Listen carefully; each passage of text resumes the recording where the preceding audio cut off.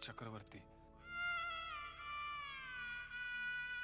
सबको सुनने में अजीब लगता है, आपको भी लगा होगा। बिल्कुल नहीं लगा। मैं तुम्हें भूतनाथ ही कहूंगी। उम्र में तुमसे छोटी हूँ, मगर रिश्ते में बड़ी। तुम मुझे छोटी बहू कह सकते हो।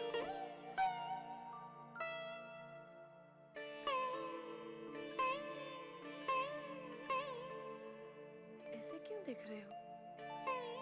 आपकी सादगी देख रहा हूँ। इतना बड़ा रुतबा होते हुए भी आपके अंदर अहंकार का एक अंश भी नहीं है। कितना अच्छा दिल है आपका। मैं आज भले ही जमींदार खानदान की बहू हूँ, मगर हूँ बहुत गरीब खानदान की बेटी। छोटी बहू, आपने मुझे किस लिए बुलाया है? ये मैं बाद में बताती हूँ। पहले नाश्ता कर लो। तुम ब्राह्मण हो, मेरे हाथ का खाने में संकोच तो नहीं करोगे? आप मुझे शर्मिंदा कर रही हैं। चिंता। कहता है जमाना मुझको कदमों की धूल, और तुम्हें है हमारी मोहब्बत कबूल। कहता है जमाना मुझको, कहता है जमाना मुझको कदमों की धूल, तुम्हें है हमारी मोहब्बत कबूल। हाय, तुम्हें है हमारी मोहब्बत कबूल।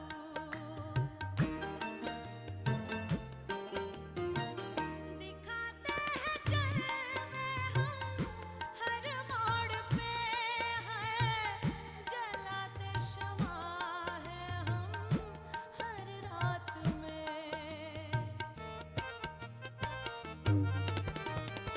दिखाते हैं जलवे हम हर मोड़ पे, जलाते शमा है हम हर रात में। जिया हर किसी ने मोहब्बत की भूल, जिया हर किसी ने मोहब्बत की भूल। तुम्हें है हमारी राजा मोहब्बत कबूल। हाय, तुम्हें है हमारी मोहब्बत कबूल।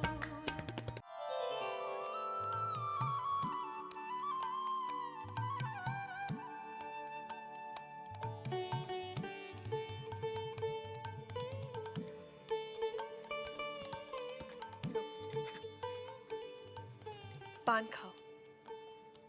जी नहीं। अब छोटी बहू रानी इतने अपनेपन से बोल रही है तो खा लो।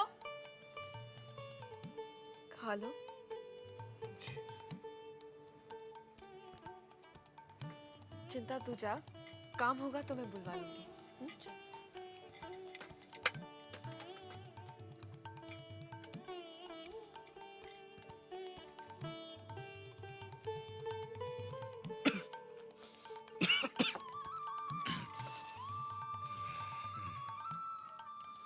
अच्छा है।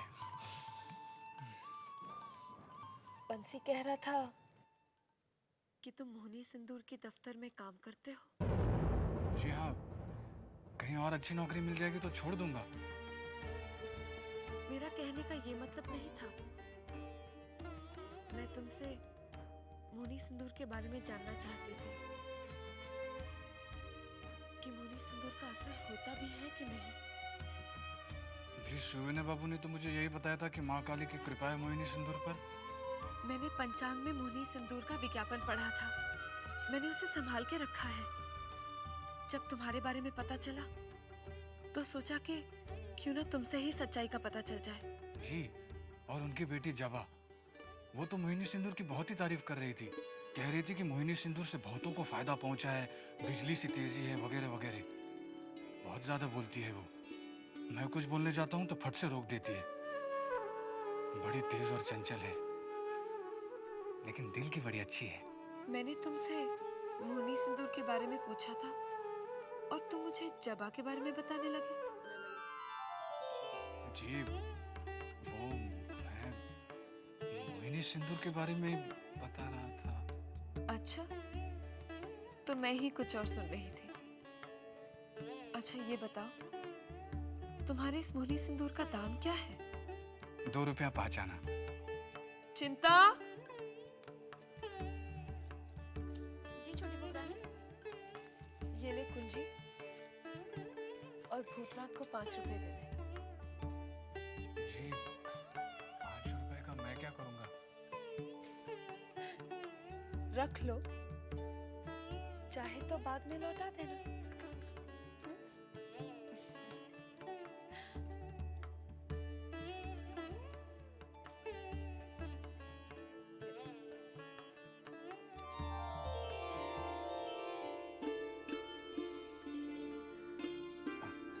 मैं चलूं? ध्यान रहे, सिंदूर का जिक्र किसी से नहीं करना। ठीक है, आपने मना किया है तो किसी से नहीं कहूंगा। जबा से भी नहीं। जी नहीं, चलता हूँ। प्रणाम।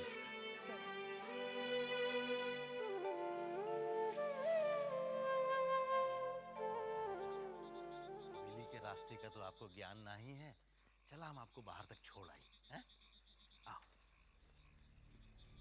हवेली में बाहर के किसी मर्द को आने की तो इजाजत नहीं है। ये फिर कौन था? छोटी बहू के कमरे में क्या करने आया था?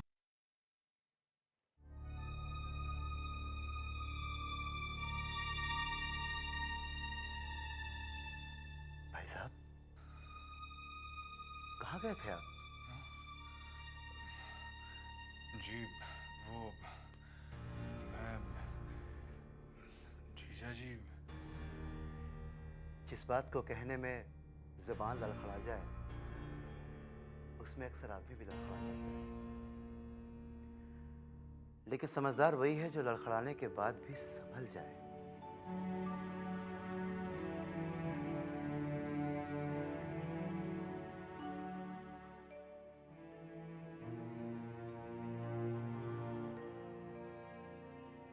भाई साहब,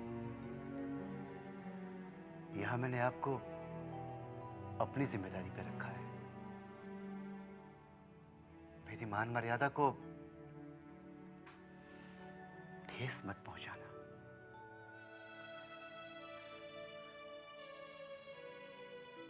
जीजा जी, मुझे छोटी बहू ने बुलाया था। देखिए भाई साहब, अब ये अच्छा हो या बुरा, ये तो मैं नहीं जानता। बस इतना ही कहूंगा कि ये लोग साहब और बीबी हैं और हम लोग गुलाम। इनसे जितनी दूरी रखोगे उतने ही फायदे में रहोगे। अब सो जाओ भाई साहब, सुबह आपको दफ्तर भी जाना है।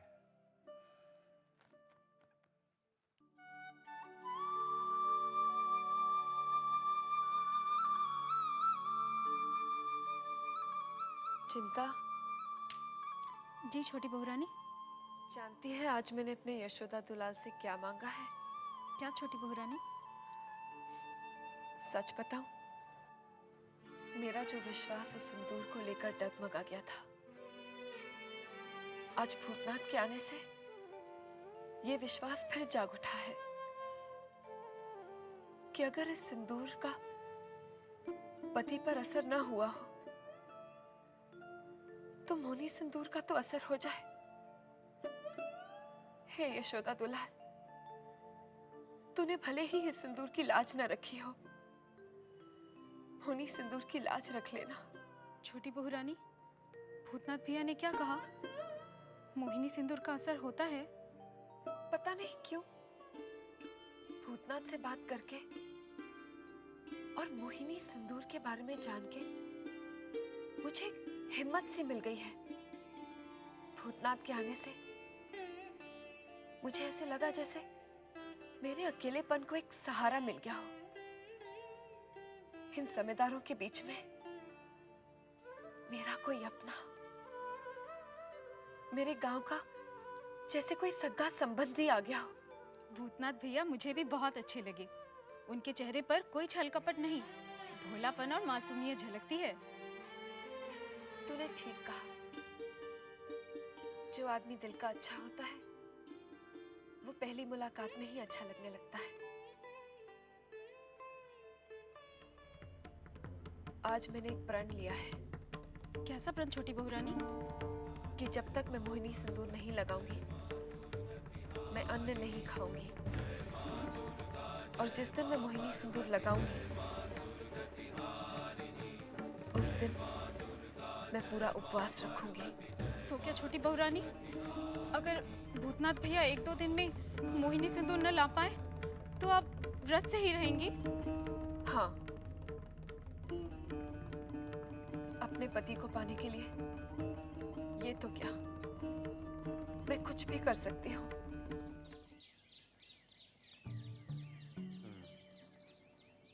बजे कितने हैं? पिताजी, घड़ी में तो 2 बजे है। लेकिन इनके चेहरे के 12 बज गए। भोजन नहीं किया ना अभी तक? लेकिन बेटी, भोजन में इतनी देर क्यों? आप पिताजी ये ठहरे ब्राह्मण, इनके लिए ब्राह्मण रसोई का इंतजाम करना पड़ेगा ना। तो करो ना। पिताजी वो तो जब आएगा तब आएगा, लेकिन आज का क्या? आप मेरा कहा मानिए, आज के दिन उपवास रख लीजिए। क्यों जबरदस्ती उसको उपवास रखवा रही हो? ठीक है, रसोई में जाकर मैं हांडी चढ़ा देती हूँ, तुम खुद आकर उतार लेना। हंस क्यों रहे हो? आ रहे हो ना? जी आ रहा हूँ। बैठो।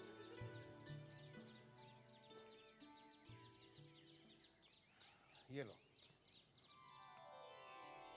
इतवार को तो आओगे ना? जी हाँ, जबा का जन्मदिन है ना, आने की पूरी कोशिश करूंगा। कोशिश करूंगा मतलब? आना पड़ेगा। जन्मदिन का उत्सव तो होगा ही होगा, साथ ही जबा के विवाह की बात भी तो की होगी। क्या? जबा का विवाह हो रहा है? हाँ। क्यों? नहीं, मेरा मतलब इतनी जल्दी। भाई, बेटी की जिम्मेदारी से जितनी जल्दी मुक्ति मिल जाए उतना ही अच्छा है। और फिर लड़का भी लायक है, एमए के बाद कानून पढ़ रहा है। बाप का देहांत हो चुका है तो क्या, बाप की जिम्मेदारी भी मैं ही निभाऊंगा। आखिर दामाद भी बेटे जैसा ही तो होता है। और फिर मेरे बाद इतने चावल? सिर्फ तुम्हारे लिए। मैं नहीं चाहती कि तुम्हारे पेट में इतनी सी भी जगह रह जाए। बैठो ना। अरे बैठो बैठो। बैठ तो रहा हूँ, लेकिन मैं एक बात सोच रहा था। तुम सोच भी लेते हो? नहीं, वो अभी तो कह रहे थे कि सोच लेते हो। जी, मेरा मतलब था कि पिताजी ने इतवार को बुलाया है, लेकिन समय तो बताया ही नहीं। ओहो, ये तो बड़ी चिंता का विषय है। अब क्या करोगे? तो आप बता दीजिए। एक काम करो, तुम समय से पहले आ जाना। ठीक है। समय क्या है?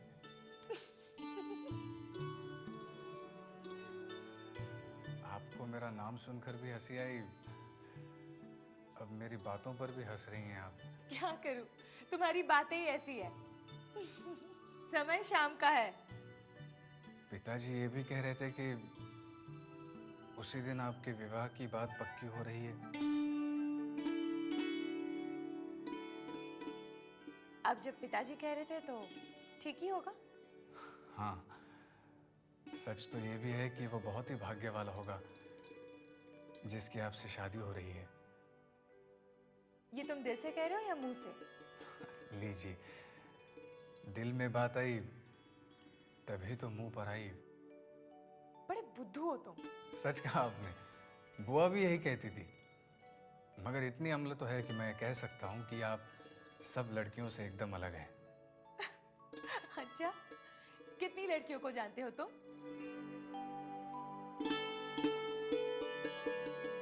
अरे, तुम तो ऐसे घबरा गए जैसे मैंने तुम्हारी कोई चोरी पकड़ ली हो। एक बात आप मुझे सच सच बताएंगी? मैं जानती हूँ तुम क्या जानना चाहते हो, लेकिन मैं बताऊंगी नहीं। आपकी बड़ी मेहरबानी होगी। ये किसी की जिंदगी का सवाल है। मुझे देखकर भी तुम्हें तुम्हारे सवाल का जवाब नहीं मिलता। भला जब तक आप बताएंगी नहीं तो मुझे कैसे पता चलेगा? तुम वाकई में बुद्धू हो। पूछो। आपके मोहिनी सिंदूर का कोई फल भी होता है? अचानक ये सवाल क्यों पूछा तुमने? जरूरी है मेरे लिए।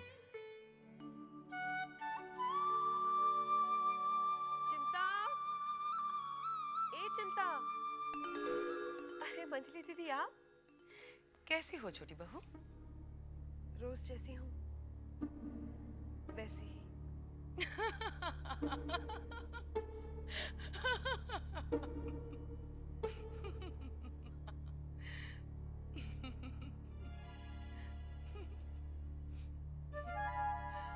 इसमें हंसने वाली क्या बात है दीदी? मैं तेरी बात पे थोड़ी हंस रही हूँ, मैं तो इन हवेली के मर्द पे हंस रही हूँ। मैं समझी नहीं, भला क्यों? हवेली की बहुओं पर लाख पहरे बैठा ले,